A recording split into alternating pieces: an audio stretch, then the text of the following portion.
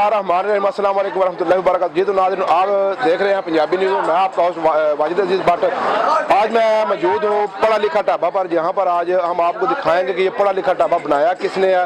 और यहाँ पर इंशाल्लाह बहुत जल्द जो प्रोग्राम भी शुरू किया जा रहा है, जिसके प्रोग्राम के जो होंगे शानीवी डार शानीवी शुगर के नाम से जो है वो प्रोग्राम होगा। बहुत जल्द आपको ये प्रोग्राम दिखाएंगे। मैं आपको पढ़ा लिखा ढाबे की चीज़ें दिखाने जा रहा हूँ। पढ़ा लिखा ढाबा वालों ने अवाम के लिए जो है छोटा सा प्रोग्राम, अवाम के लिए जो है एंटरटेनमेंट के लिए लूडो रखी हुई है, वो लूडो खेलते हैं। इसी के साथ आप देख सकते हैं कि लोग जो है तीर के साथ भी खेल रहे हैं, मकड़ा तीर लगाया हुआ है तो उसके साथ खेल रहे हैं। और आप मेरा कैमरा मैन आपको दिखा सके वो आप लाइव देख सकते हैं इस मनाजर के, यहाँ पर किस तरह रश भी है और लोग कैसे इंजॉय कर रहे हैं।